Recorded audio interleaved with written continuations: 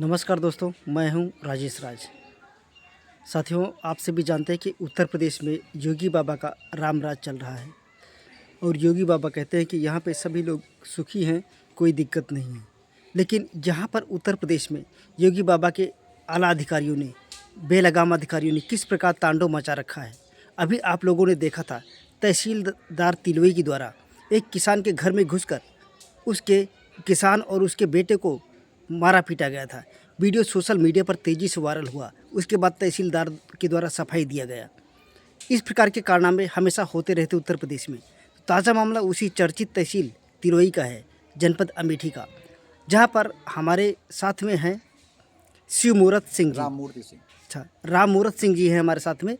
तो ये पिछले 9 सालों से इनका एक ज़मीनी बंटवारा था, पारिवारिक बंटवारा के लिए जो है दौड़ रहे थे, मुकदमा किया। उसके बाद मुकदमा इनका फाइनल भी हो गया। एसडीएम ने आदेश भी दे दिया, लेकिन उसके बावजूद अब लेखपाल की दबंगई। तहसील तिलोई का ही मामला है। देखिए कितने दिन से परेशान हैं, इनको बेवकूफ़ बनाया जा रहा है और योगी बाबा कहते हैं कि राम राज चल रहा है। आप लोग सोचिए एक बार, जब क्षत्रिय समाज के लोगों का ये हाल है, उनको इंसाफ नहीं मिल रहा, इंसाफ के लिए दर दर भटक रहे हैं। इसके पहले भी अंकल जी जो है पुलिस विभाग में अपनी सेवा दे चुके हैं।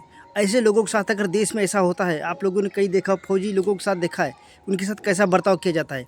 तो ऐसे लोगों के साथ अगर कुछ समाज में होता है तो बहुत बुरा लगता है। एक हफ्ते में 2 बार अटैक पड़ चुका, 72 साल उम्र है। और अंकल जी बता रहे हैं कि इनकी 72 साल उम्र है, 2 बार अटैक आ चुका है, लेकिन फिर भी लेखपाल की दबंगई। वो कहता है कि आप चाहे योगी के पास चले जाओ, चाहे प्रधानमंत्री के पास चले जाओ, लास्ट में कागज़ मेरे पास से आएगा, जो करूँगा मैं ही करूँगा। जब हमारी मर्जी होगी तो नापेंगे, नहीं मर्जी होगी तो नहीं नापेंगे।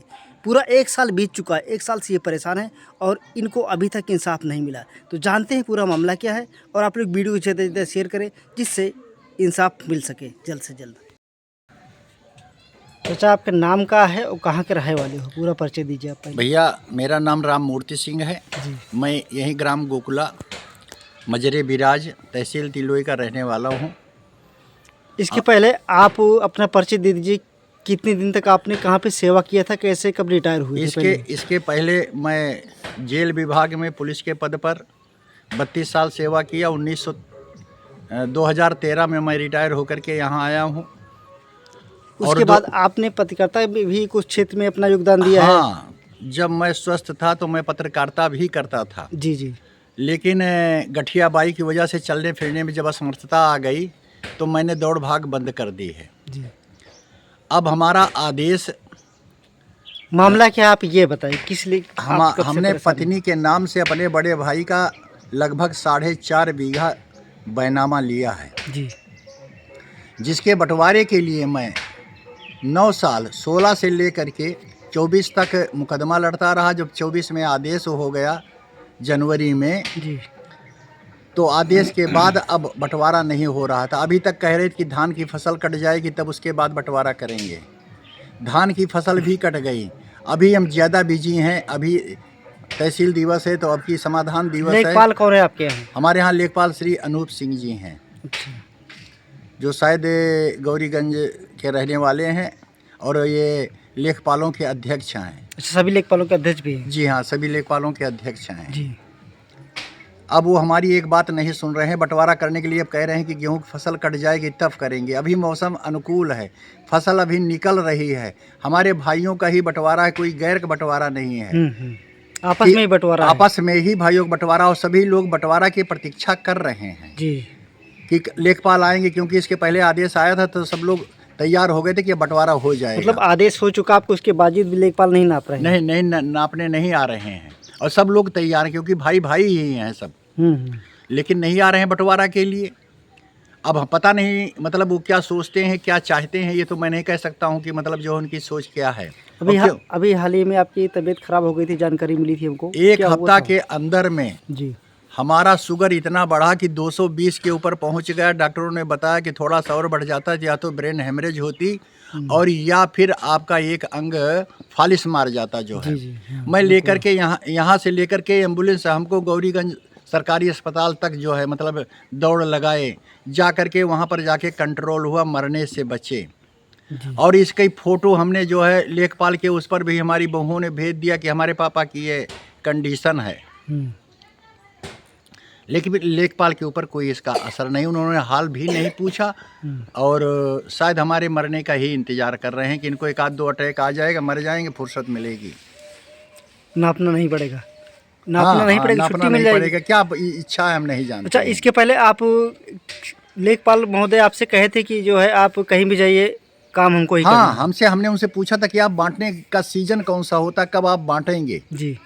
तो उन्होंने कहा कि इसका सीजन कोई नहीं होता है, आवागमन का रास्ता, आने जाने का, नापने का रास्ता क्लियर होना चाहिए। फसल खड़ी हो तब भी नप जाएगा, फसल कटी हो तब भी नप जाएगा, केवल पानी न भरा हो कि वहाँ पर हम लोग जा सकें। अच्छा, नप जाएगा। हाँ, नप तो जाएगा। फिर नाप क्यों नहीं रहे, ये नहीं बता रहे। अब हम नहीं जानते इसके पीछे उनका कारण क्या है। जी।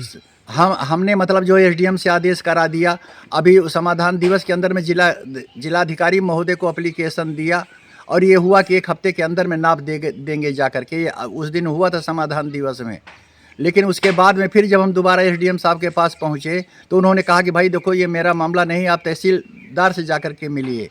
अब मैं तहसील और एसडीएम के बीच में चक्कर काट रहा हूँ और ये फ़ोन उठाते नहीं हैं अनूप जी लेखपाल।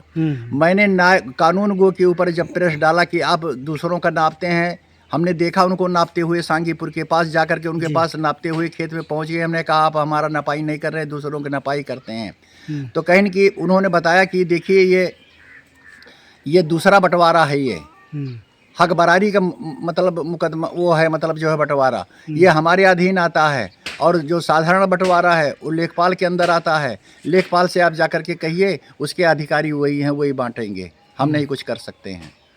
अब बताइए किसके पास जाएं? मुख्यमंत्री के पास जाएं, जिलाधिकारी के पास में जाएं, या किसी के पास न जाकर के अपना मतलब जो है 8-9 साल हो गया बैनामा लिए और 1 पाव अनाज अभी तक हमको नहीं मिला उस 4-4.5 बीघे का। कब तक संतोष करते रहें?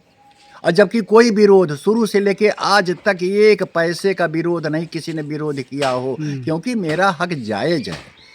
6 भाइयों में से मैंने 1 भाई का मैंने पट्टा कराया हुआ है और 5 भाई मौजूद हैं और उसमें मतलब जो है सबको सबका ही हक अलग बराबर निकलना है। तो किसी प्रकार का विरोध नहीं, सब चाहते हैं कि बंटवारा हो जाए, सबका नाम अलग अलग हो जाए, लेकिन लेखपाल जी नहीं चाहते हैं।